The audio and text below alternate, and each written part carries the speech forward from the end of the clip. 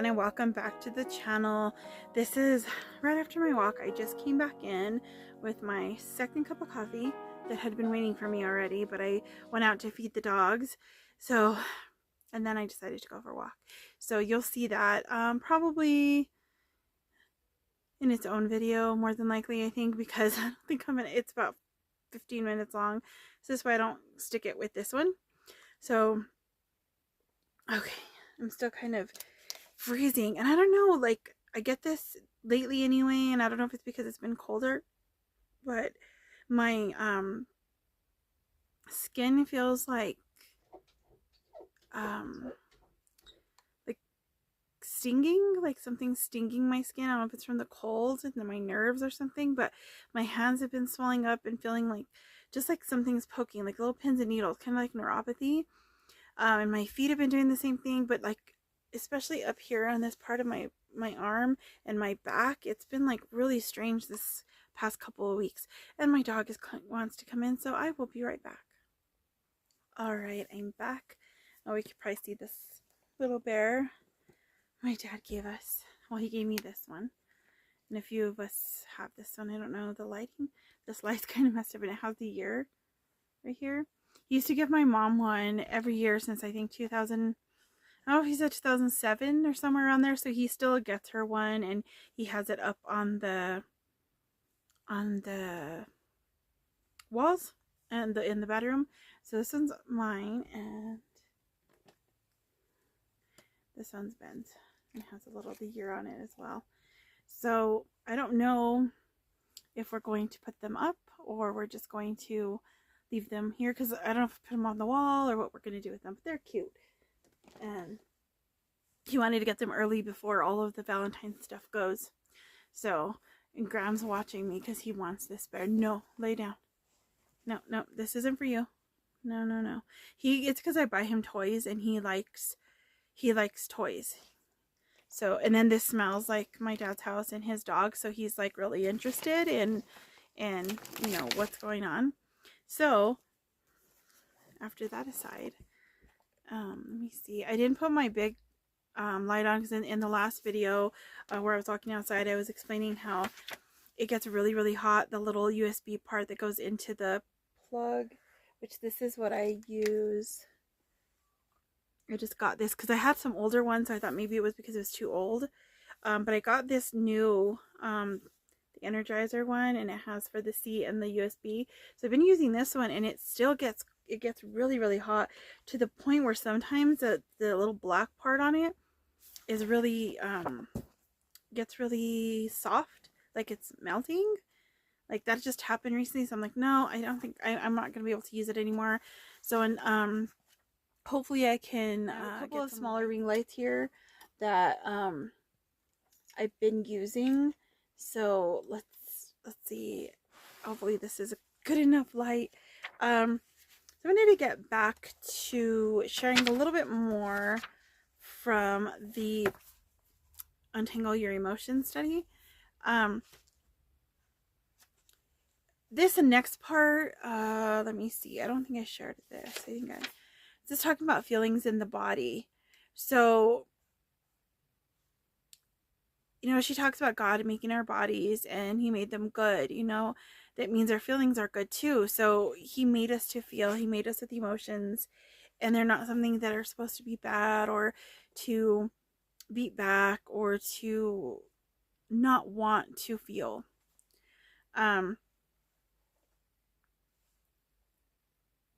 She shares Psalm 139, 13 through 16. I'm going to go ahead and read it out of the book. For you formed my inward parts. You knitted me together in my mother's womb. I praise you, for I am fearfully and wonderfully made. Wonderful are your works. My soul knows it very well. My frame was not hidden from you when I was being made in secret, intricately woven in the depths of the earth. Your eyes saw my unformed substance. In your book were written, every one of them, the days that were formed for me, when as yet there was none of them. It's that, like, scripture has always been such a, like, wow kind of scripture. Like, you know, the fact that the creator of every single thing knows us so well. Like, he knows the number of hairs on our head. Like, Letty's always talking about that in her videos. If you haven't checked her out, her channel is called Cling to Christ, and hopefully I'll remember to link it in the description.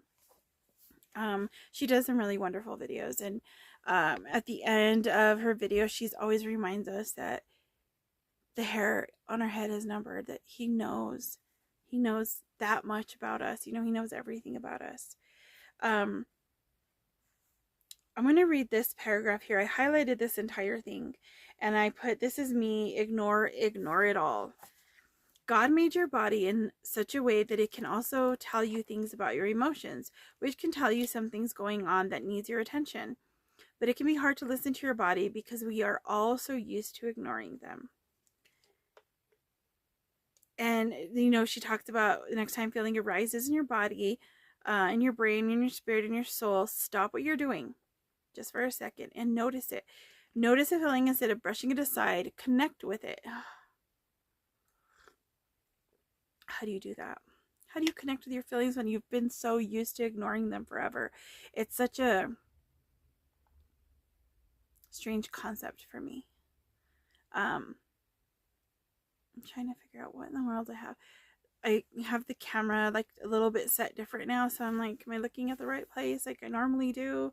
I don't know. So these are some questions that she says to ask yourself, so that you can kind of check in with yourself. What do I sense in myself emotionally? Am I okay or not okay? And then can I sit with either reality for a bit? And like I said before, I have trouble sometimes knowing what I'm feeling. This last part is another section that I highlight quite a bit of it. So often we find that noticing and healing go together. God made it like that. And noticing is part of his character through and through. From God the Father to the Son to the Holy Spirit, he's all about noticing emotions and healing people. When we're noticing, we're becoming like him. So I wrote down here, you're supposed to stop, notice, connect. Stop, notice, connect. And the next section is a few different questions that you're asked to answer, some projects to do. And she shared that we need to read Mark 5:21 through 34, and this was the woman with the blood issue, the issue of blood. That story has always, and more so in maybe the last few years, that it's really resonated with me, thinking she was so, like, she knew her faith was so strong that she knew if she just touched part of his garment, she would be healed. And her faith was so strong in that's all she needed. And she talks about how in that day the issue that she had made her unclean. She wasn't supposed to be out in public, out amongst the people or anything, because she was unclean. But because of her faith in who Yeshua, Jesus, was, and she got out of her comfort zone and she went out there and she pushed through crowds. And here she says she had to put aside coping with the problem, however she had become accustomed to in the last 12 years. She had to put aside concealing the problem by hiding away in her house. She had to release control of all the ways she had tried to heal that hadn't worked. Oh, that was like another punch in the gut, that conviction of the Holy Spirit that this is exactly what I've been doing. I learned at a young age to cope with certain things. I would ignore them because a big part of it, I can't say, because this is a question. I don't know if it was in this one or not. I think it might have been in the last one, about how when we shared our emotions, how they were reacted to by family or whatever. I don't know when I was that young if I was ever told not to react to an emotion or whatever. My phone is doing this really weird clippy thing, so hopefully this video looks okay when I go to edit it. I don't know if it's a service or what's going on, but I'm like real mechanical looking. So hopefully it doesn't ruin the video. Maybe this is just, it doesn't record that way, hopefully. But I learned how to cope by ignoring, and by stuffing, concealing everything and controlling that emotion from coming to the surface. Because like I've said before, I didn't want attention. I didn't want anybody to ask me if I was okay. I didn't want to have to explain that I wasn't, because half the time I didn't know why. And I think for me, because I dealt with depression from a very young age, I was like, there's no reason for me to be this way. So what's wrong with me? That's why I would hide away in my room a lot, and music and books and in daydreams. And like I've shared before, I felt safe in very few places. Like, this thing keeps falling out. Hopefully you can hear me good, because my mic is charging, so is my phone, so I had to use headphones. But the safe places for me were home, in my room, my cousin Ish's house. I felt safe there. So I spent a lot of time there growing up, and camping with them and all sorts of things. And then being in church. I don't know. I mean, I felt safe there in the building with the people and everything. But I think the biggest reason for that was because I knew for sure in this place I was in the presence of the Lord, because we were worshiping him together. We were praising him together. We were praying together. We were hearing his word being spoken. In the classrooms, I was able to hear the stories, and I watched them play out in my head, and I felt safe in his presence. I don't know why or what part of me didn't feel safe enough to lay all my emotions at the foot of the cross, or give them to him in prayer, or to work through all of this with him. I always thought I had to deal with the emotions on my own and fix it on my own. For some reason, even though I felt safe in his presence, that I knew where I belonged, I knew I was his daughter, I knew he loved me, I felt like whatever it was that I was feeling wasn't important enough. And I don't think I thought that he doesn't think I'm important enough. I think I'm not important enough.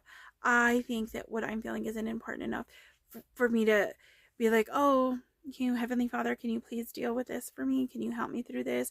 It was more like, oh, I'll bring everybody else's stuff to you because they're more important. I will, focus on doing things for other people because they're more important. And you focus on other people because, like I said, they're more important. And it has taken me, I still think the same way. Through this process of healing, through this last year, mostly, since I started this channel, it's been a lot. I've been held more accountable to it than I had ever before, because I'm putting it out there, and I don't want to let anybody down, in the sense that I said I would share. I said I would bring these videos. Sometimes they're late, sometimes they're they're sporadic, sometimes I'm all over the place in the videos babbling on and just sharing the jumble mess in my head. But I know I have to do this because I said I would, and I said that I wanted to go through this journey of healing along with those who sit here and watch me. And I thank you, and I'm so grateful for all of you who have watched and never commented. The ones that have commented, you've just the fact that you took some time to listen to all the jumbled mess in my head, and that makes me feel like I'm not alone. And I know that I'm not alone. I know that God's with me. I know I have my husband. I have my family. I have my sisters and brothers in the Lord. But it's hard because I want to be the fixer. I want to be the one that they can come to. I don't want to be vulnerable. I don't want to go ask for help. I don't want to talk about things that are bothering me. And that's where the transition is. That's where I need to be. That's what this year for me is supposed to be about. I'm supposed to surrender my need for control, my need to fix everything, my need to be a people pleaser. I need to not just surrender that one. I need to like let that one go completely. Even the fixing part. Like I know that that might be part of the gift that God has given me to be there for people and give up my time, my resources or whatever it is. But I need to do it in a healthy way and not let it take over into, you know, trying to fix the situation in my own power, trying to, you know, do all the things that I can't do, but I want to, you know, because I can't fix anybody. I can't save anybody, but here I am trying to do it. And so this story of this woman really resonated with me. And there's a book that I want to go through one more time called The Hem of His Garment by Dr. Michelle Bankston. And if I remember, I will try to link it below if I can find a link for it. But I know I've done that in the past. I've linked to her website. She has a Facebook. She has a podcast. I think it's called Hope for Today. And she's a neuropsychologist, I think, something like that. But her books, Hope Prevails. What is the other one called? Something Anxiety's Grip or something like that. Those two I've read more than once. We did studies on those. They are amazing. They have workbooks, I believe, for all of them. She has playlists of music to go along with them, because in her book she'll have like a recommended song. One of the devotionals that I was reading, Today's Gonna Be a Good Day, is by her. And then The Hem of His Garment. And I also have another one that I need to read. I started it. I think it's called it's in my bookshelf. Something about scars. I can't remember the name. But I will share those eventually with you guys, because for years prior to starting this channel, especially when my mom passed away, and right before that, I started already kind of feeling this thing that I was holding on, barely holding on by the hem of his garment, because things were getting harder and harder with my health. I was seeing my mom sick, and knowing what the sickness was, and knowing we still don't know exactly which one it was, but it's pulmonary fibrosis, but we don't know if it's like a genetic kind or if it's like a environmental thing, or what the thing was. But knowing the time that they give for that is short. We don't know how long she was sick. She didn't say a lot about it, and just all of that. It was like, how am I going to do this? How do you process someone being sick like that? And at the same time dealing with chronic illness, not knowing what my future is going to be like. Then watching her get sicker and sicker and passing away. And now it's like, now what do I do? Who do I ask the questions to? Who do I go to for advice when I'm going through this whole, like, what do you call it? This like transition in life, through perimenopause, through menopause, through all of this stuff. How do I do this alone? And I know I'm not alone. I know that. But it feels like that, because as a woman, who do you go to for things like that? Your mom. Hopefully that's who you have to go to. And it's really weird because I don't have my mom, and I never was real comfortable asking a lot of people questions about anything. Like, the only other person I really would talk to about like any stuff like that was Margie, or is Margie, because I still talk to her about everything. Um, which is wonderful because she is older than me. She's been through a lot of these things, and it's like I can trust her to tell me the truth. Um, and knowing where she stands with the Lord, it's another one of those, having somebody with that kind of faith as part of your circle is amazing. And seeing my mom when she was sick, and reading her journal where she, that she gave me, every time she was talking about, for her health and for us, and was His will be done, and that kind of faith, knowing what you're facing, it's really got me thinking about me, and how, where am I standing in my faith, and am I trusting Him the way I'm supposed to? Am I surrendering what I'm supposed to Him? And that's why this year, 2025, is my year of surrender. That's what I've been writing in my morning pages. I was doing them in my notebook. I'm also doing them on my tablet. I've been journaling. I'm not putting pressure on myself like I was before. I wanted to finish a bunch of journals every year. Every year I want to finish a bunch of journals. But you know what? That was driving me crazy. It was just adding to the stress, because it was like, well, I got to journal now, and I have to have this time, and I have to do this. And I wasn't able to take a lot of time for the things that I really knew I needed. Taking care of myself, having time, having a break, doing studies like these, and really getting into them, because I was like trying to stick everything in between. And so now I'm like, I'm going to journal when I want, when I can, when I feel led to. I'll type things in that. Maybe I'll transfer into a journal eventually. I'm going to work on a book. I have the idea of the book that I shared, which that video is coming up Monday, so you'll see that before this. I shared some of the book that I wrote back in 2012 that I started. It's only about 10 pages long, 12 pages long.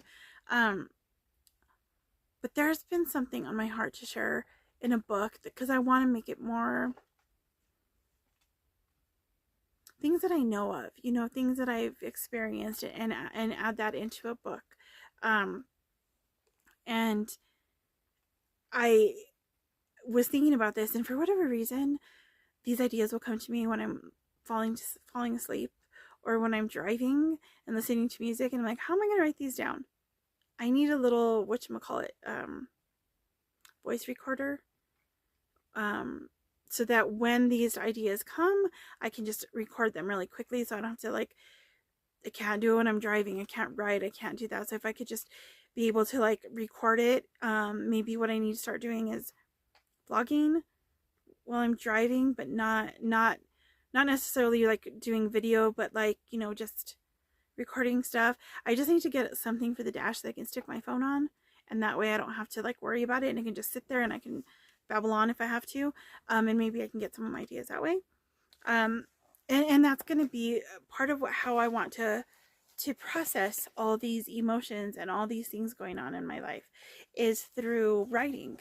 That's one of my, I've learned myself, at least that much, that I prefer to write than talk about things. So this is a process for me, talking. This is harder, but because I'm alone, I'm just talking to the camera, it's comfortable, because I don't have to post this. Like I've said, I don't have to. Probably will, because that's just what I know. If I just do it, edit it really fast and put it together and just put it in there and don't look at it, don't rewatch it, don't do anything, just let it go, then I'll post it and leave it. But if I start thinking about it too much, or edit too much, or try to rewatch it to see, I will delete everything. So, let's see if there's anything else here. I'm going to read this little part that I highlighted here. Though this is still talking about the woman with the blood issue. The woman had to notice what she needed and believe that Jesus could heal her. The remarkable thing about this woman to me is her bravery. She was brave enough to push through every barrier to reach Jesus and to be close by him, or close to him. It had to be nerve-wracking to elbow through the people in the crowd. These were the very people who shamed and condemned her for being in public at all. But the second she reached out and touched the edge of the cloak, Jesus started to look for who it was. And it was in that moment that she came forward and their eyes met. Jesus noticed the woman in all her need and all her feelings and healed her. He then called her daughter.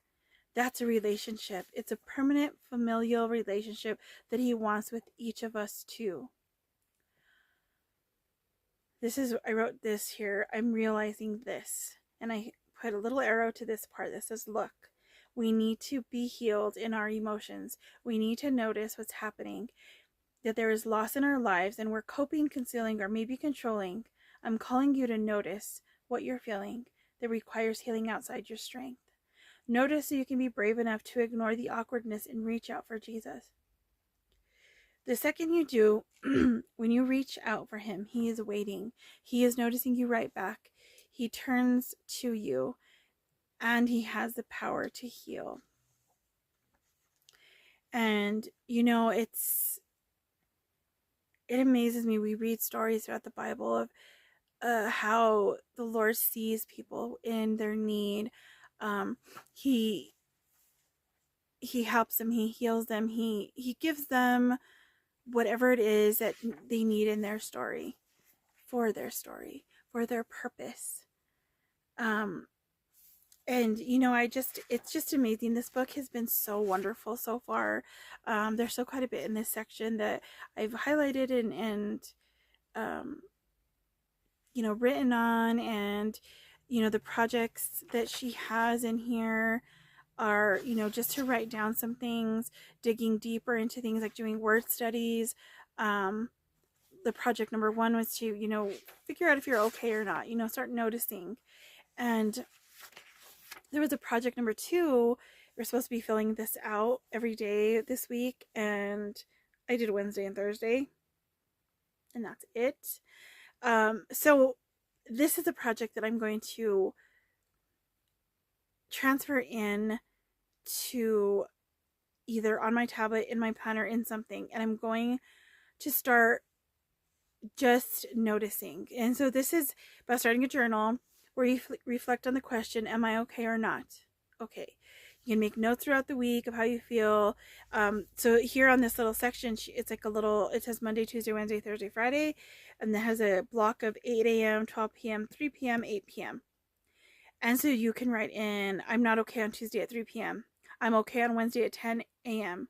Note down the time in the day. Also possibly know what was going on. You could set reminders on your phone.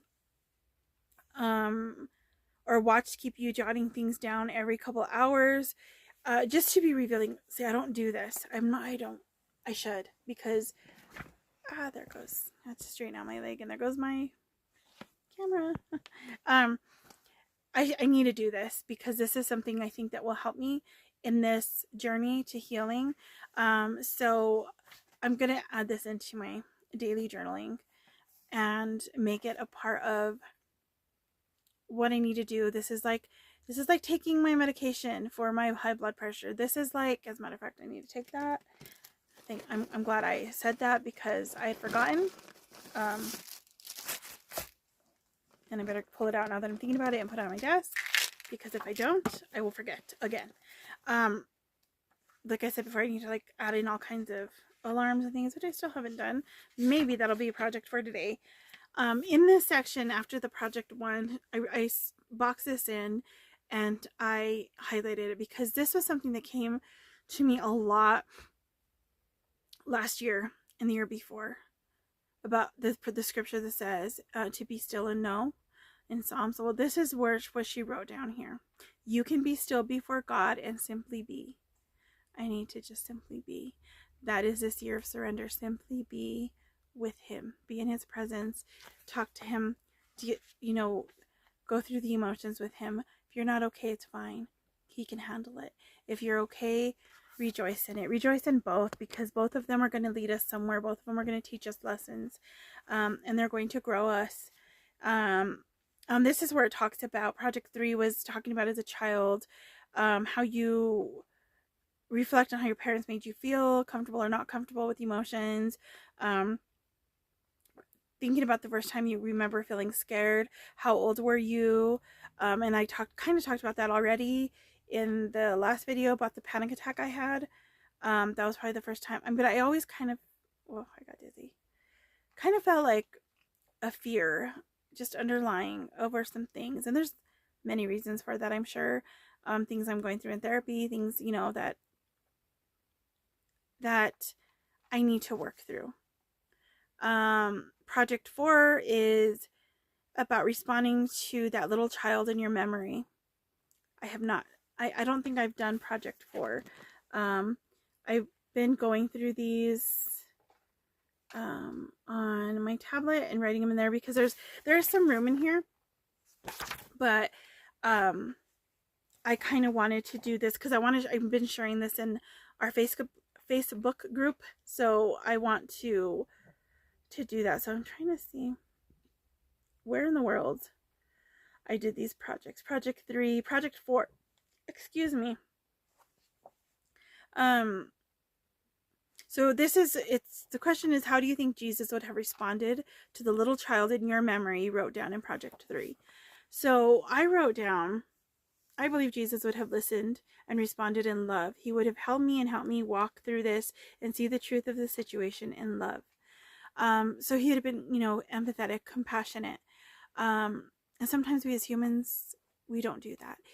And I know my parents, my family in general, we're all kind of the same when it comes to that emotional thing. It's really hard for us to deal with emotions, I think. At least from the experience that I've had in watching, and it's not to say that some of us do deal with our emotions quicker, we'll cry through things or whatever. Not all of us do it, it just depends. But knowing some of the background of my parents' lives as children have helped me to kind of understand where they're coming from, why things were the way they were, why they would react the way they did to things, or maybe why I reacted the way I do, or why I react the way I do to things, because I think it's a learned behavior based on the things that I saw growing up.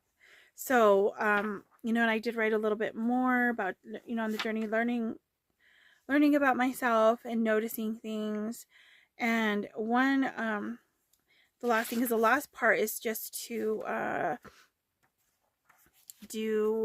watch the video, which that's my plan today, which is already Sunday and I'm behind, but I'm going to watch that video, get that taken care of, continue journaling through this and setting up some stuff that I need to set up for this journaling experience.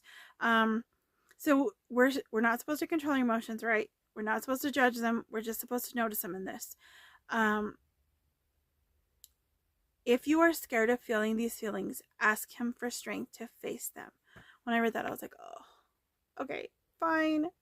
If you are confused about what you are feeling, ask him for insight and clarity.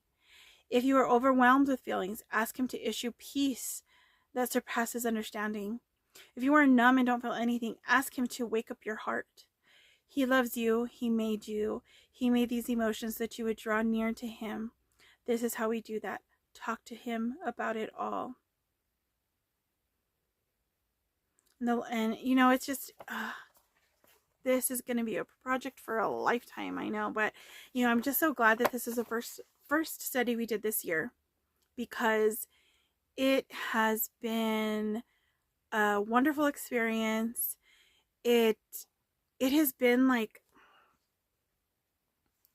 it has taught me things about myself that I don't think I ever would have done on my own. Being that my word of the year is surrender. And this is the first thing we do, is all about our emotions.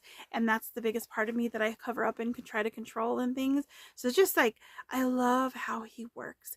God works in so many different ways that we don't even realize it sometimes.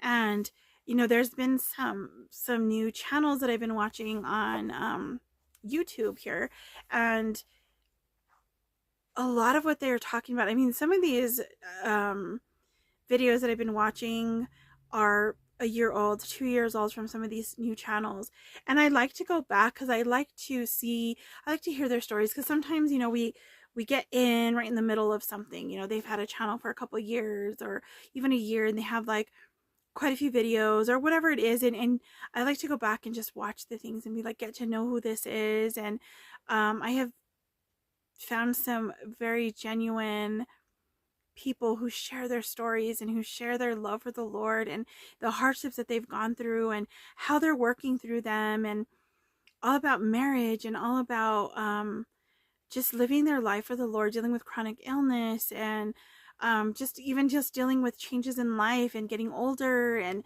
being midlife, Gen X, all the things. It's just been a wonderful experience.